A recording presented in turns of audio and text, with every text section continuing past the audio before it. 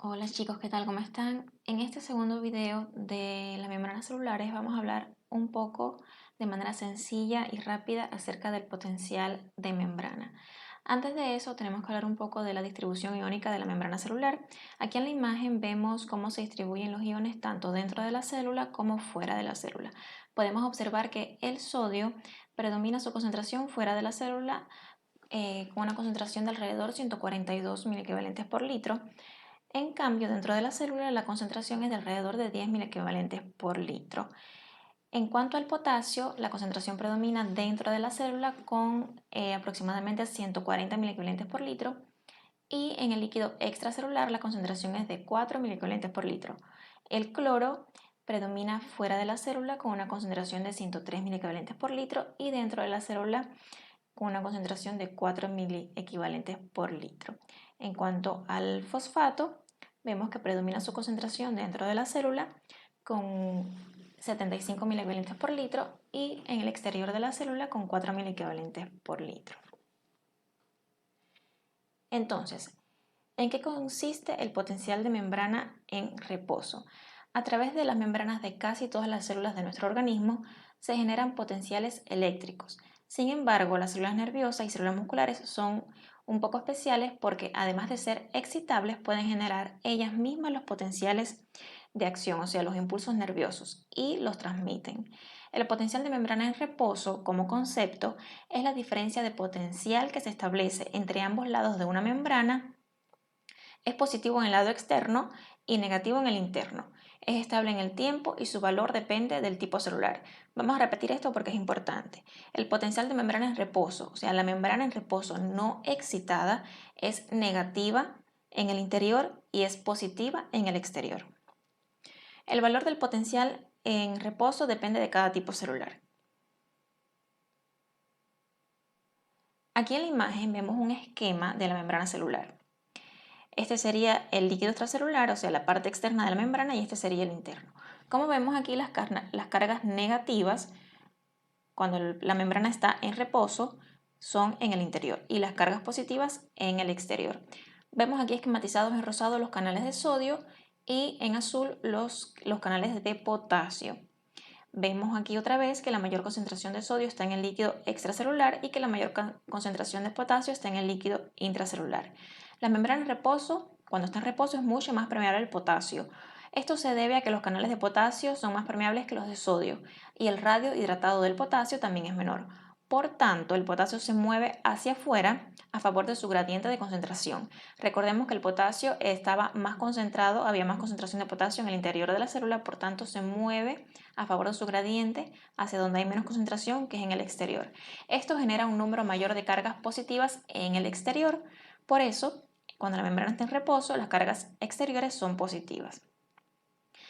Y pues si está saliendo carga positiva desde el interior de la célula, pues va a predominar la carga negativa en el interior. Esto es lo que corresponde a la polaridad de la membrana en estado de reposo.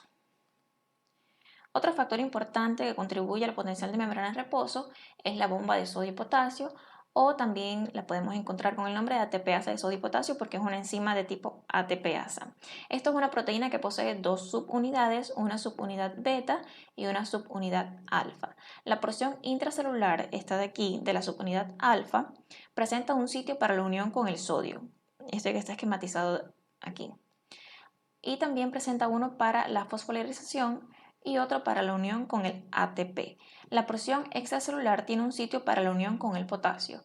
Esta enzima cataliza la hidrólisis del ATP y utiliza esta energía para expulsar 3 iones de sodio e ingresar al líquido intracelular 2 iones de potasio, por lo cual es una bomba electrógena, ya que genera un predominio de cargas positivas en el exterior y negativas en el interior, contribuyendo al potencial de membrana en reposo.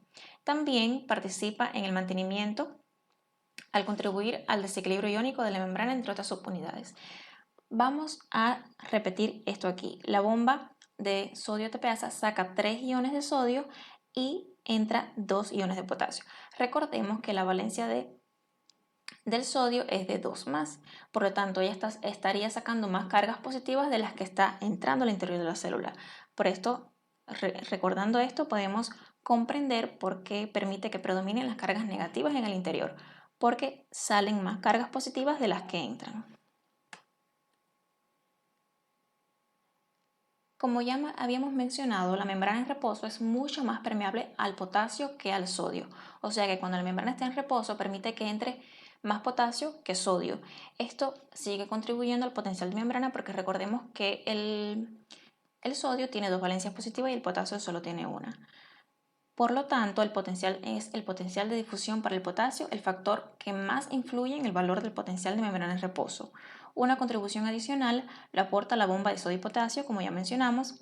Sin embargo, la difusión de sodio a través de la membrana tiene poca importancia debido a que la membrana en reposo es poco permeable al sodio. Recordemos que en reposo es mucho más permeable al potasio. El potencial de membrana en reposo se modifica por dos factores: la concentración de iones difusibles y la permeabilidad de membrana. Vamos a analizar estos puntos uno por uno. A ver, en cuanto a los factores que disminuyen el potencial de membrana en reposo, el aumento de la permeabilidad al sodio. Porque si la membrana se hace más permeable al sodio, eso significa que va a entrar más carga positiva al interior de la célula porque ha aumentado la permeabilidad, ¿verdad? Si entra más carga positiva, recordemos que en reposo la membrana es negativa en el interior. Si entra más carga positiva, pues me va a disminuir el valor del potencial de membrana en reposo. En cuanto al aumento de la concentración de potasio en el líquido extracelular. Si aumenta la concentración de potasio en el líquido extracelular, ¿qué significa esto? Que el potasio se mueve a favor de un gradiente de concentración. Si me aumento demasiado esa concentración en el líquido extracelular, el potasio se va a mover a favor de su gradiente. Normalmente los valores de potasio son mayores en el interior que en el exterior. Por lo tanto, el potasio se mueve desde el interior de la célula hacia el exterior de la célula. Pero si se invierte esta concentración, si la concentración de potasio, que normalmente es de 4.000 equivalentes en el exterior, aumenta, su movimiento a favor de un gradiente va a intercambiarse también. Entonces va a entrar potasio hacia la célula. En cuanto a los factores que aumentan el potencial de membrana en reposo, tenemos el aumento de la permeabilidad del potasio. Si la membrana se hace más permeable al potasio, ¿qué significa esto? Que va a aumentar la salida de potasio desde el interior de la célula hacia el exterior. Me van a salir más cargas positivas hacia el exterior, predominando la carga negativa en el interior de la célula. En cuanto a la disminución de la concentración de potasio en el líquido extracelular, es lo contrario que acá, ¿verdad? Si me disminuye aún más la concentración de potasio en el líquido extracelular, ¿qué significa esto? Que el movimiento del potasio, que es a favor de un gradiente de concentración, va a aumentar desde el interior de la célula hacia el exterior, haciendo que predomine en el interior la carga negativa, porque la carga positiva se me estaría fugando hacia afuera. Aumento de la permeabilidad al cloruro. Recordemos que el cloruro tiene carga negativa. Si la membrana se hace más permeable al cloruro, va a aumentar la carga negativa en el interior de la célula. Las señales nerviosas se transmiten mediante potenciales de acción, que son los cambios rápidos del potencial de membrana en reposo que se propagan con celeridad por la membrana de las fibras nerviosas. Se inicia con un cambio de la polaridad, negativo en el lado externo y positivo en el interno, para luego volver a la polaridad de reposo y presenta dos fases: la despolarización y la repolarización.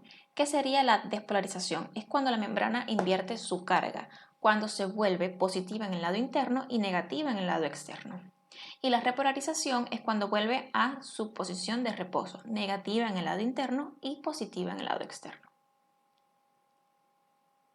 Aquí en la imagen podemos apreciar la membrana de un tejido excitable, un esquema, ¿verdad? Observemos en rosado los canales de sodio y en azul los canales de potasio. Además podemos ver la distribución iónica normal, o sea, sería negativa en este lado cuando está en reposo y positiva en este lado. También recordemos que en reposo predomina el sodio en el líquido extracelular y el potasio en el líquido intracelular. Al actuar un estímulo de cualquier naturaleza sobre la membrana, se abre la puerta de activación del sodio, aumentando bruscamente la permeabilidad para este ion, con lo cual disminuye la negatividad interna hasta invertirse completamente la polaridad de la membrana, es decir, negativa en el lado externo y positiva en el interno. Vamos a hablar esto con palabras más sencillas. Un estímulo de cualquier naturaleza que llegue a la célula va a, por señalización intracelular, que eso es otro tema, va a aperturar estos canales de sodio, va a aumentar la permeabilidad de la célula al sodio. Entonces, el sodio, que normalmente predomina en el líquido extracelular, va a entrar a la célula. El sodio tiene carga positiva.